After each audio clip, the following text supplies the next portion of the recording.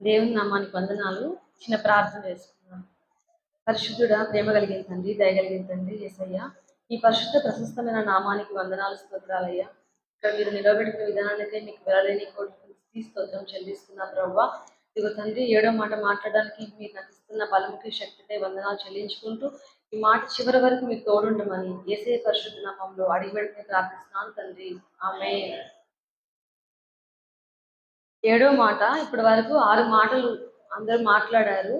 అయితే ఇది good Friday, శుభ శుక్రవారం రోజు మనం దేవుడు సిలువలో పలికిన 7 మాటల గురించి, ఆయన ఎలా మాట్లాడాడో ఆ ఏ మాటని ఆధారం చేసుకొని ఇక్కడ 6 మంది మాట్లాడారు. ఏడో మాట నాకు ఇచ్చిన దైవజనులు అంకుల్కి వందనాలు, ఆంటీకి వందనాలు, ఇక్కడ మీ అందరున్న వందనాలు.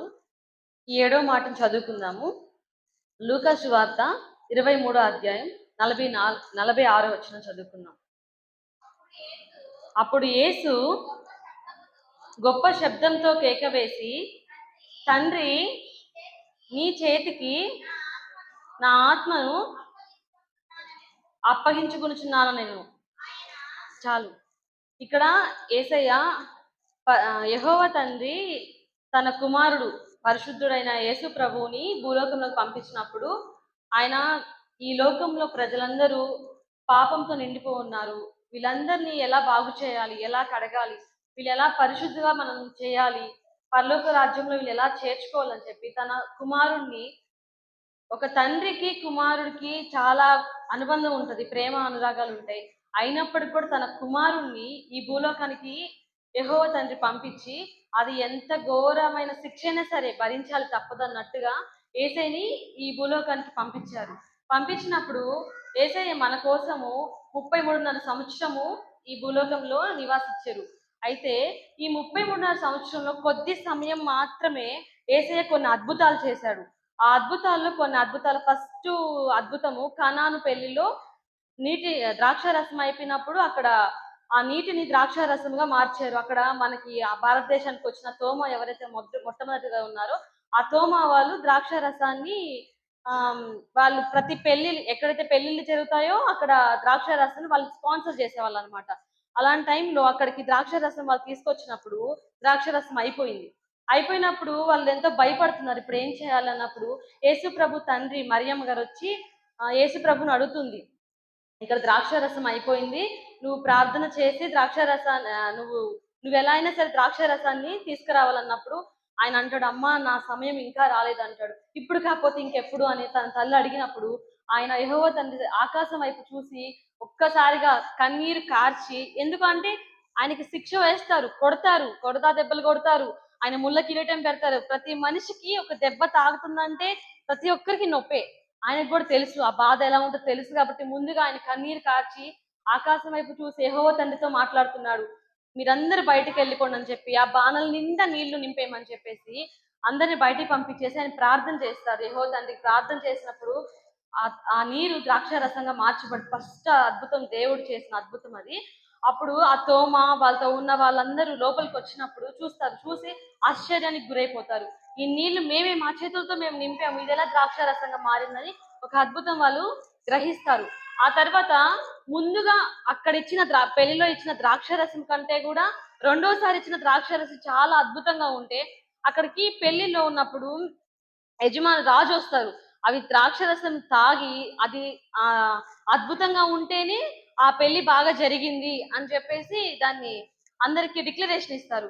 అయితే ఆ రాజు అంటాడు, ముందు తాగిన ద్రాక్ష రసం కంటే కూడా ఇప్పుడు తాగిన ద్రాక్ష రసము చాలా అద్భుతంగా ఉందన్నప్పుడు అక్కడ ఆశ్చర్యపోయేది ఎవరంటే లోపలున్న మరియమ్మ, తోమతో పట్టున్న శిష్యులు, వాళ్ళందరూ అద్భుతంగా ఆశ్చర్యపోతారు. మొదటి అద్భుతం చేశాడు యేసయ్య.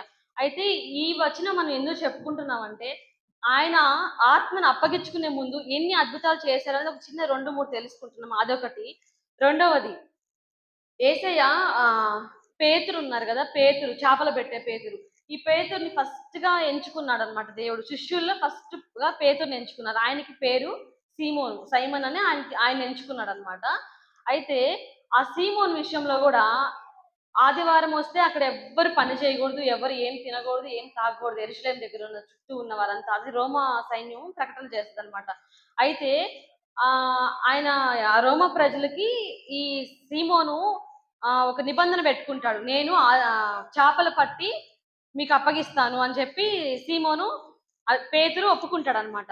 అయితే ఒక్క రోజే టైం ఉంది, గడువు ఉంది. అన్ని రోజులు గడువు అయిపోయింది. ఒకటే రోజున ఆ రోజు ఆదివారం. ఆ రోజు పని చేస్తే మాత్రం రోమా సైన్యం అసలు ఒప్పుకోదు. అయినప్పటికీ ఎవరికి తెలియకుండా నైట్ ఒక పడవ తీసుకొని పేతురు బయలుదేరుతారు. బయలుదేరినప్పుడు ఆయనకు తెలుసు యెహోవా తండ్రిని నమ్ముకుంటున్నాడు. ఆహ్, మోషే గ్రంథం మొత్తం తెలుసు, అన్ని తెలుసు. అయినప్పటికీ ఈ రోజు మేము మందిరంలో ఉండాలా, మేము పని చేయకూడదు, తినకూడదు అనే విషయం తెలుసు.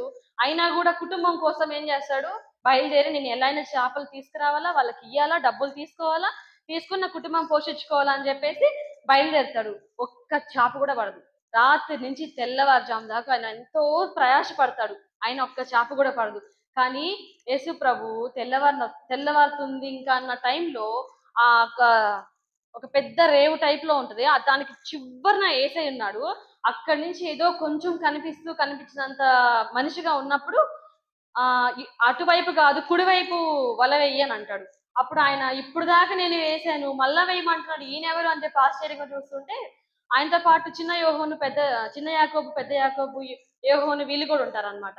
అప్పుడు అనినప్పుడు సరే ఇప్పుడు ఏమైంది, ఆయన చెప్తున్నారు వెయ్యన్నప్పుడు ఆ కుడి సైడు ఆ వల వేసినప్పుడు అది లాగుతుంటే రావట్లేదు ఆ వల.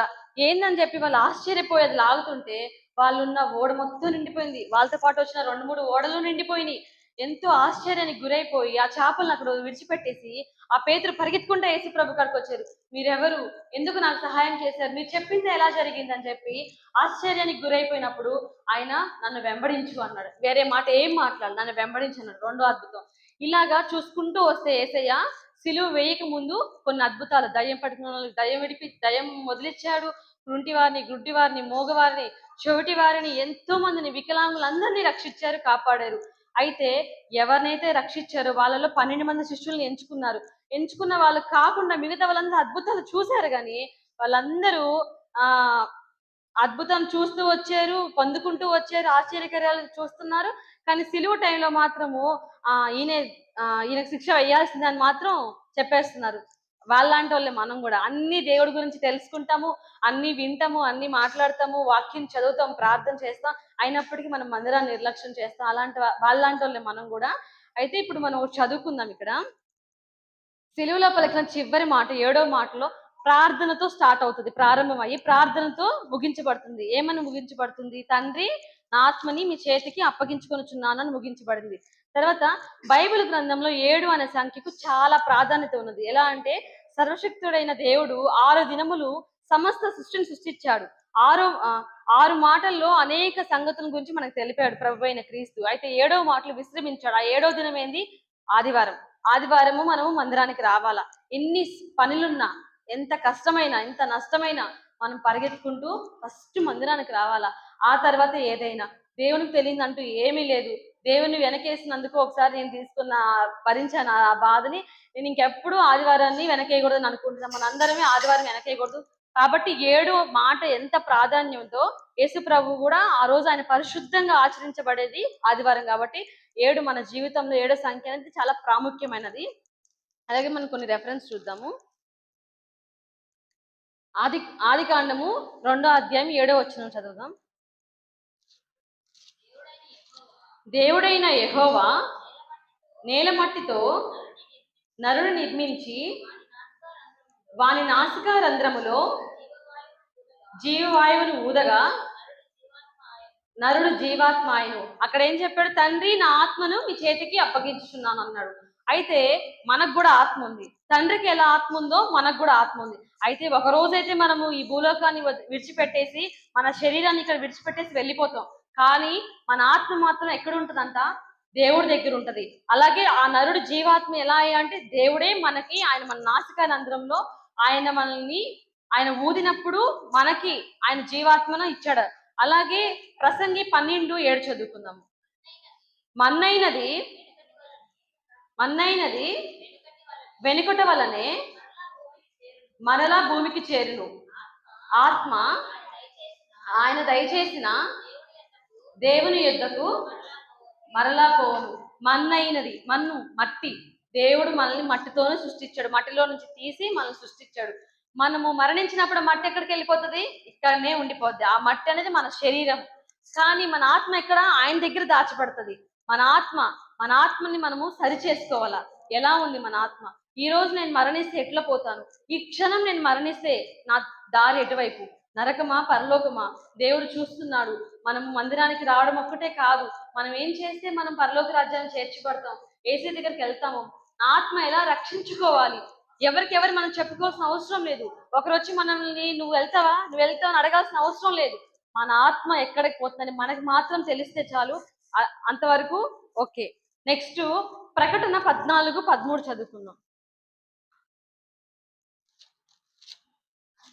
అంతటా ఇప్పటి నుండి ప్రభువునందు మృతినందు మృతులు ధన్యులని వ్రాయమని పరలోకము నుండి ఒక స్వరము చెప్పగా వింటిని. నిజమే, వారు తమ ప్రయాసములు మాని విశ్రాంతి పొందుదురు. వారి క్రియలు వారు వెంట పోవునని ఆత్మ చెప్పుచున్నాడు. నిజమే కదా? ఇప్పుడు మనం ఏమైతే చెప్పుకున్నామో అదే మన క్రియలు. ఈ భూలోకంలో మన క్రియలు ఎలాగున్నాయి అదే మన ఆత్మ డిక్లరేషన్ ఇస్తుంది. ఎలా? మన ఆత్మ చెప్తుంది, నువ్వు మంచిదానివా, నువ్వు చెడ్డవాడివా, నువ్వు చెడ్డవాడివైతే ఎట్టిపోతున్నావు, మంచివాడివైతే ఎట్టిపోతున్నావు అన్నది మన ఆత్మ తండ్రికి అప్పగిస్తుంది అనమాట. మనం మరణించినప్పుడు మన ఆత్మ వెంటనే వెళ్ళిపోయి నేను ఎటువైపు, నా దారి, నా ప్రయాణం ఎటువైపు అనేది దేవుడి దగ్గర మన ఆత్మ అనేది మనకి చెప్తుంది. అలాగే కొలసీలకు రాసిన పత్రిక 3వ అధ్యాయము 3వ వచనం చదువుకుందాం. Page number 183.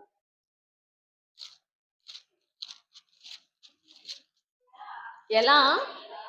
ఏలయనగా మీరు మృతి పొందితిరి, మీ జీవము క్రీస్తుతో కూడా దేవుని యందు దాచబడి ఉన్నది. మరొకసారి చదువుకుందాం. ఏలయనగా మీరు మృతి పొందితిరి, మీ జీవము క్రీస్తుతో కూడా దేవుని యందు దాచబడి ఉన్నది. నిజమే, మనం ఈ లోకంలో ఇప్పుడు చెప్పుకున్నది మొత్తం అదే. మనము ఇక్కడ మృతి పొందుతాము, మన ఆత్మ మనము క్రీస్తుతో లేపబడతాము. మనము ఇక్కడ మరణించే ముందుగా అయితే దేవుడు రాకముందు ఎవరైతే మరణించున్నారో వీళ్ళందరూ దేవుడు రాకడ వచ్చేటప్పుడు లేపబడతారు. మనమై ఇప్పుడు బ్రతికి ఉన్నాం, దేవుడు రాకడ వస్తుంది, మనం బ్రతికే ఉన్నాము. అలాంటి టైంలో మన ఆత్మ మనము ఒక్కసారిగా లేపబడతాం. మన శరీరము, మన బట్టలు మనం ఇక్కడే ఆగిపోతుంది, మన ఆత్మ మాత్రమే లేపబడుతుంది.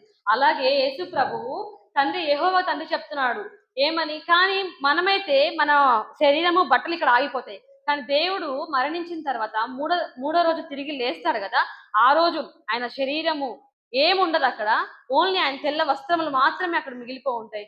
అంటే మనకి ఆయనకి ఎంత వ్యత్యాసమో, అందుకే ఆయన దేవుడు, మనం మానవులవి. అయితే దేవుడు మన కోసము ఒక్క దెబ్బ తక్కువ 39 కొరడా దెబ్బలు, ఒక్క గాయానికి ఎంత విలవిల్ల వాడిపోతామో. బయట నుంచి లోపలికి వస్తుంటే ఎండకి అల్లాడిపోతున్నాం. ఎండలో మిట్ట మధ్యాహ్నం 3 గంటల సమయంలో, పొద్దున 9 గంటల నుంచి మధ్యాహ్నం వరకు ఎండలో ఆయన అల్లాడిపోతూ మన కోసం ఎంత నరకం అనుభవిస్తున్నాడో, బాధ. ఆ ముళ్ళ కిరీటం పెట్టినప్పుడు ఆ రక్తం అలా కారిపోతున్నప్పుడు ఆయన తండ్రి వైపు చూస్తూ 3 మాటలు మనుషులకు చెప్తే 4 మాటలు తండ్రితో మాట్లాడుకుంటూ, యేసయ్య మన కోసం రక్తం కార్చాడంటేనే ఎంతో బాధ. ఈరోజు ఎవరు మన కోసం హెల్ప్ చేయలేరు.